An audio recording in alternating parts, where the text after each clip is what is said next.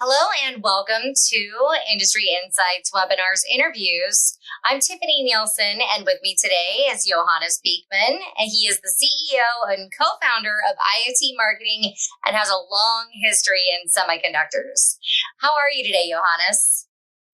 I'm doing great. Thanks for asking, Tiffani. And Johannes, tell us a little more about your expertise.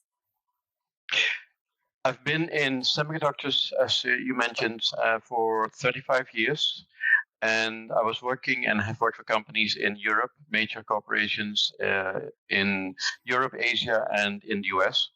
And for them, I did a lot of business travel, traveled across the globe, and also participated in trade shows, exhibited in trade shows for the past 20 years, also in Europe, Asia, and the US. And what about your business, IoT Marketing? Can you tell us more about the services that you offer and your clientele? Sure. So IoT Marketing is a full-service digital marketing company, and it's focused on really supporting the high-tech industry. And the reason is the people that we have on board, great people that we have on board, are experts in their field and have worked with high-tech and startups for a long, long time. So we have developed a broad portfolio of services to help companies wherever they are in the growth curve. We have launched companies at trade shows. We have presented companies, startup companies, and for groups of investors.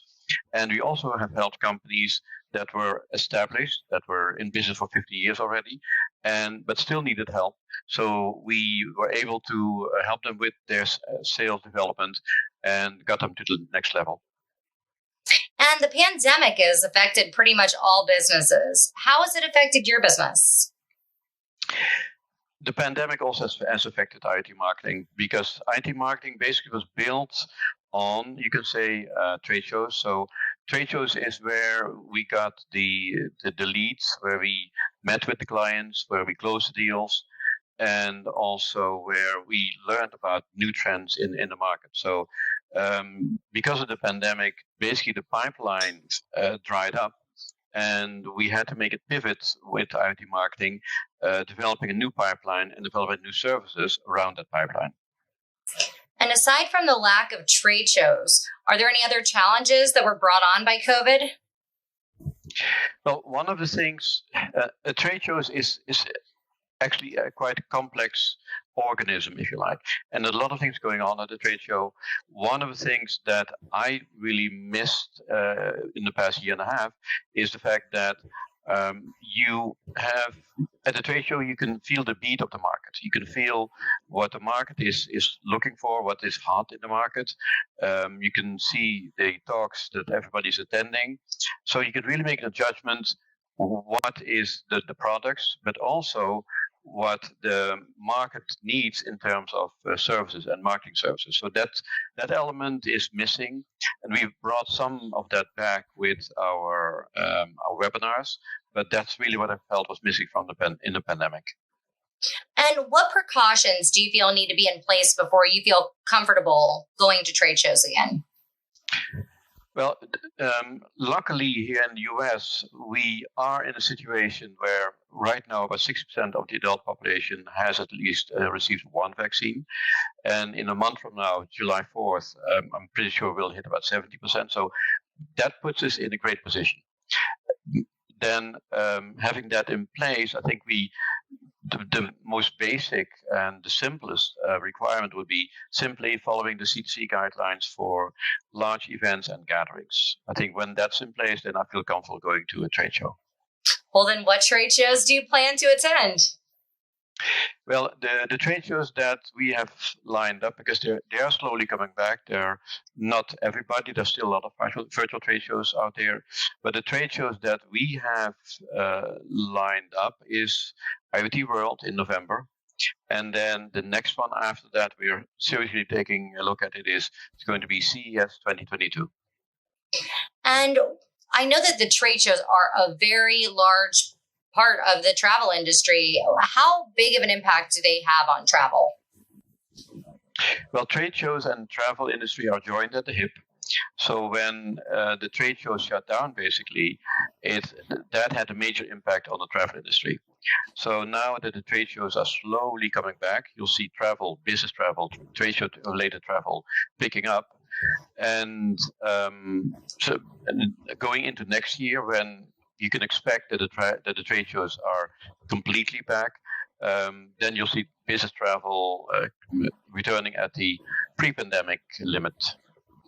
And so you have your upcoming travel webinar, The Future of Smart Travel, and you just finished the Demystifying Data Security webinar. What kind of security risks are present for the travel industry that you're seeing?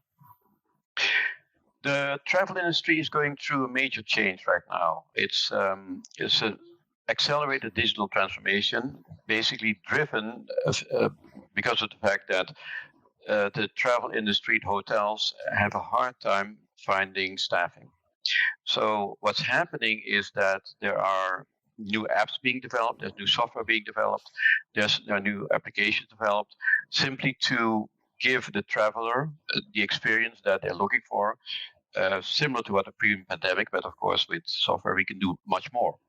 So one thing that, learning from our Demystifying Data Security webinar, one thing that the travel industry will have to do is look at the IT infrastructure and look at the data security infrastructure that supports these applications, because the travel industry is dealing with sensitive data, and hackers would love to get hands on that data, and they don't. One of the things that will happen, and unfortunately, is we'll see some ransomware attacks targeting hotels. So to prevent that, the data security really needs to be looked into, and that's going to be one of the focal points after installation of software for the travel industry. And I would also suggest probably changing any default passwords that you have to any IoT devices so that they don't access your network that way. And also maybe put the IoT devices on their own network, put the guests on their own network to keep everybody safe.